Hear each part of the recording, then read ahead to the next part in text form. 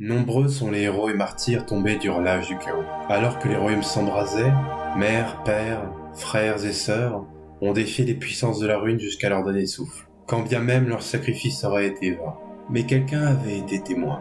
Sigmar, le dieu roi d'Azir, a observé leur bravoure et au moment de leur mort, les happa d'un coup d'éclair vers le royaume des cieux. Après la défaite du Panthéon à la bataille des cieux brûlants, l'ultime bataille face au chaos, Sigmar et Grogni se sont repliés vers Azir avec un maximum des peuples du Panthéon et ont scellé les portes du royaume.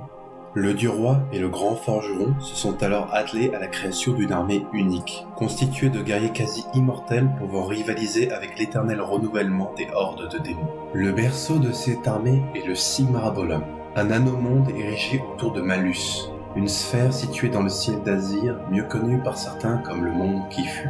Là-bas, sur l'enclume de l'apothéose, les âmes des héros tombés, qu'elles soient nobles, soldats ou femmes et hommes ordinaires, y sont reforgées et s'ils survivent au processus, se voient insuffler une partie de Sigmar et deviennent des Stormcast, des éternels de l'orage. Ces guerriers ont pour mission de reprendre les royaumes, au chaos, et de protéger les peuples du Panthéon. S'ils viennent à tomber au combat, leurs âmes repartent vers Azir pour être reforgées sur l'enclume.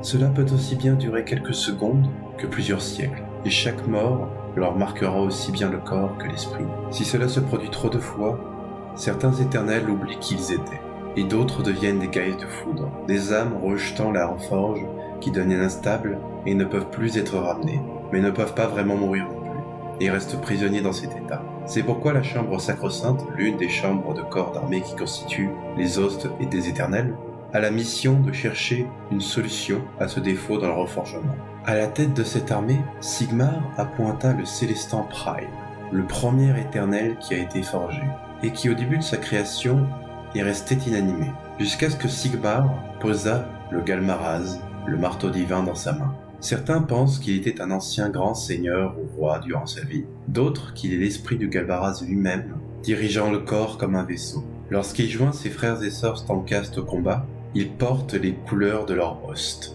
telles que les armures dorées des marteaux de Sigmar, le premier host forgé, qui a été aussi le premier à frapper les forces du chaos à Aqshy, l'armure d'argent des chevaliers saints, les plus dévots, et considérés comme les grands amis d'Alariel, l'armure noire des enclumes de la Danhammer, constituée d'âmes si anciennes dont on dit que certains datent d'avant la formation des royaumes eux-mêmes, l'armure violette des Templiers astrales, les grands chasseurs qui ont repris la tâche de Corcamorca de combattre les bêtes divines, l'armure bleue des Vindicateurs célestes qui incarnent la vengeance de Sigmar, que même les peuples du Panthéon craignent.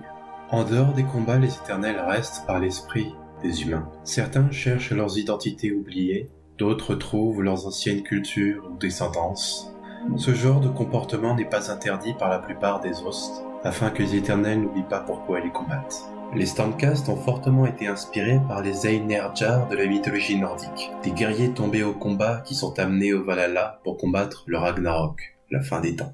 Ce qui correspond assez bien avec leur motivation dans l'âge de Sigmar. Ils sont aussi designés pour représenter un genre de miroir avec les Space Marines de l'univers de Warhammer 40 000, eux aussi d'imposants combattants en armure au service d'un dieu empereur. Cela dit, leur comparaison va plus ou moins s'arrêter là. Les Space Marines sont généralement très dogmatiques et voient le moindre doute envers l'empereur comme une trahison ou une hérésie, et voient tous les non-humains comme des menaces. Les Stormcast, en revanche, étant d'anciens humains, ils discutent librement de leurs doutes concernant Sigmar et les dieux du Panthéon, et s'allient volontiers avec différentes races et cultures de l'ordre, voire même dans des cas extrêmes, la destruction et la mort. Voilà, c'est la fin de cette petite vidéo qui résume un peu le lore des Stormcast. Je compte faire d'autres vidéos dans ce style un peu plus court pour chaque faction et culture des jeux Sigmar, donc n'hésitez pas à me faire des retours pour que je puisse m'améliorer au fur et à mesure. En priorité, je vais faire les 4 factions de Realm of Ruin, donc si vous avez des factions que vous aimeriez voir arriver ensuite en priorité par la suite, n'hésitez pas à les mettre en commentaire. À la prochaine!